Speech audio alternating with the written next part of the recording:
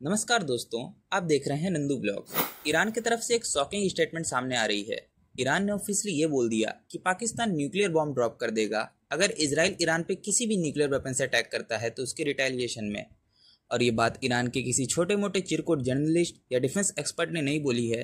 ये बातें Iranian top official की तरफ से बोली जा रही हैं दुनिया के सामने खुलकर, वो भी तब जब एक सीरियस ऑनगोइंग कन्फ्लिक्ट इजराइल और ईरान के बीच चल रहा है। इस न्यूज़ को सुनने के बाद पाकिस्तान की गवर्नमेंट में पैनिक क्रिएट हो जाता है, लेकिन वहीं दूसरी तरफ पाकिस्तान की अनपढ़ आवाम इतनी ज़्यादा एक्साइटेड हो जाती है कि ये एक्स पे जाकर ट्वीट्स भी करने लग जाते हैं। फाइनली पाकिस्तान की सरकार में जज्बा आ गया है, ये कर देंगे वो कर देंगे, ईरान के साथ लड़ेंगे हम, इजराइल का नामो निशान मिटा देना है हमने। खैर, ये बड़बोले लाहौरी हैं, इनकी खून में ही हवाबाजी होती है, इनको कोई सीरियस भी नहीं लेता। इससे पहले हम आगे बढ़े, इधर आप देख पाओगे ये है मोहसिन रियाजी। ये कोई छोटा मोटा आदमी नहीं है, ईरानियन नेशनल सिक्योरिटी काउंसिल का मेंबर है। ये यहाँ पे फारसी में बोल रहा है कि अगर इजराइल ने ईरान की कैपिटल तेहरान पे न्यूक्लियर बॉम्ब ड्रॉप किया, we will drop a nuclear bomb on them. ये बात पाकिस्तान ने ईरान को ऑफिशियली बोली है और ईरान इस स्टेटमेंट का इस्तेमाल इसलिए भी कर रहा है कि इजराइल तक एक मैसेज जाए कि हाँ, हमें पता है आपके पास न्यूक्लियर वेपन है। दोस्तों, अगर आप लोगों को नहीं पता तो मैं आपको बता दूं, इजराइल के पास न्यूक्लियर वेपन्स हैं, न्यूक्लियर मिसाइल्स भी हैं और वेस्टर्न कंट्री का सपोर्ट भी है। और ईरान में इसी बात का सबसे बड़ा डर है कि अगर इन लोगों ने इजराइल पे लगातार अटैक किया और इजराइल की सरकार ने सोचा कि अब ईरान को बिल्कुल ही नक्शे से मिटा देने का टाइम आ चुका है, तो उस केस में इजराइल न्यूक्लियर वेपन न यूज़ कर दे, तो उस थ्रेट को काउंटर करने के लिए इन लोगों ने ओपनली पाकिस्तान को आगे करना स्टार्ट कर दिया है।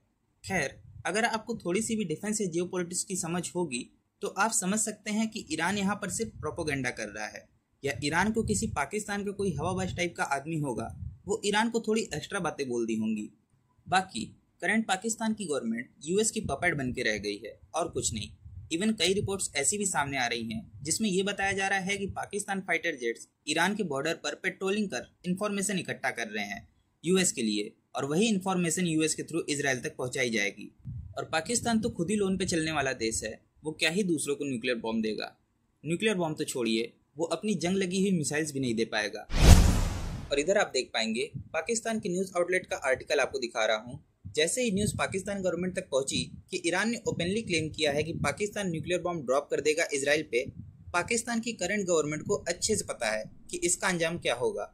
यूएस खटाक से इनके पपेट प्राइम मिनिस्टर और इनके सेंटर ऑफ ग्रेविटी और जितने भी इनके बैंक है फ्रीज कर देगा, सैंक्शन लगा देगा, पाकिस्तान को लिटरली और कंगाल कर देगा। और थोड़ी आसान भाषा में कहें तो यूएस पाकिस्तानियों की फील्डिंग सेट कर देगा विद इन सेकेंड्स। तो ये सब जानते हुए इमीडिएटली इनके फॉरेन ऑफिस का स्पोक्समैन सामने आया और बोला कि जो भी यहाँ पे क्लेम किए जा रहे हैं इजरायली मीडिया के थ्रू, वो सब गलत हैं। ये तुरंत ही क्लैरिफिकेशन दिया पूरी दुनिया के सामने। और वैसे इजरायली मीडिया के जिस क्लेम को ये गलत साबित कर रहे हैं, वो क्लेम है भी क्या, ईरानियन ऑफिशियल ने जो कहा है। सो शॉर्ट में इतनी सी बात है कि पाकिस्तान अब डायरेक्ट तो बोल नहीं सकता कि ईरान झूठ बोल रहा है, सो उन्होंने ये मूव चलना बेस्ट समझा। नाउ अब आप समझ सकते हैं पाकिस्तान की आम नागरिक और पाकिस्तान की गवर्नमेंट में कितना फ़र्क है। अब ये बात तो साफ तौर पर साबित हो रही है कि पाकिस्तान हैप्पीनेस इंडेक्स में हमसे इतना आगे क्यों है। वीडियो अगर अच्छी लगी हो तो वीडियो को लाइक करें, चैनल को सब्सक्राइब करें। धन्यवाद।